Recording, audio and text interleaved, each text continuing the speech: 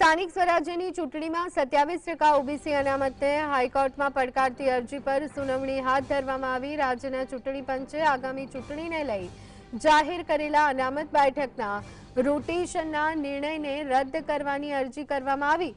હાઈકોર્ટે ચૂંટણી પંચે જાહેર કરેલા રોટેશન રદ કરવાની અરજી નકારી કાઢી છે। હાઈકોર્ટે કહ્યું કે મૂળ અરજીમાં આવી કોઈપણ માંગ કરવામાં આવી નથી, તેથી અરજદારે કરેલી મૂળ અરજીમાં સુધારો કરવામાં આવે। હાઈકોર્ટે અરજદારને મૂળ અરજીમાં સુધારો કરવાની છૂટ આપી અને સિવિલ અરજી નકારી દેવામાં આવી છે। તો અરજદારને મૂળ અરજીમાં સુધારો કરવાની છૂટ આપી અને સિવિલ અરજી નકારી દેવામાં આવી છે।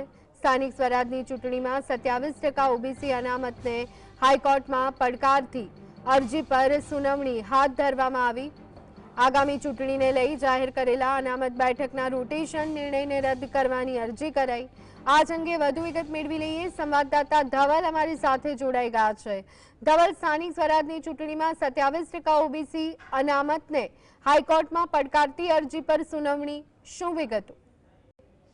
ચોક્કસથી વાત કરવામાં આવે તો સ્થાનિક સ્વરાજ્યની ચૂંટણીને લઈને જે 27% ઓબીસી અનામતને પડકારતી અરજી છે તે ગુજરાત હાઈકોર્ટમાં કરવામાં આવી હતી, તેની ઉપર આજ રોજ જે સુનાવણી છે તે હાથ ધરવામાં આવી। તેની અંદર અરજદાર વચ્ચે જે દલીલ છે તે કરવામાં આવી, તેમાં કહેવામાં આવ્યું કે રાજ્ય ચૂંટણી પંચે આગામી ચૂંટણીઓને જે ધ્યાને લઈને જે જાહેર કરેલા અનામત બેઠકના જે રોટેશન છે તે નિર્ણયને રદ કરવામાં આવી એવી પણ માંગ તેના દ્વારા કરવામાં આવી અને સાથે જ કોર્ટે નોંધ્યું અને કોર્ટે ટકોર કરી કે તમે જે મૂળ અરજી કરેલી છે તેની અંદર આ કોઈ પણ પ્રકારનો જે ઉલ્લેખ છે તે કરવામાં નથી આવતો, એટલે કે તે સિવિલ એપ્લિકેશન જે કરવામાં આવી હતી તેને નકારી કાઢવામાં આવી અને મૂળ અરજીની અંદર સુધારા અરજી સાથે જે સુધારો કરીને જે અરજી છે તે મૂકવામાં આવે તેવું પણ કોર્ટ દ્વારા કહેવામાં આવ્યું છે। એટલે કે હાઈકોર્ટે અરજદારને મૂળ અરજીમાં સુધારો છે તે કરવાની છૂટ આપી છે અને જે મૂળ અરજી જે કરવામાં આવી હતી 27% ઓબીસી અનામતને લઈને તે ગુજરાત હાઈકોર્ટ દ્વારા નકારી દેવામાં આવી। જી આભાર ધવલ, સમગ્ર માહિતી આપવા બદલ।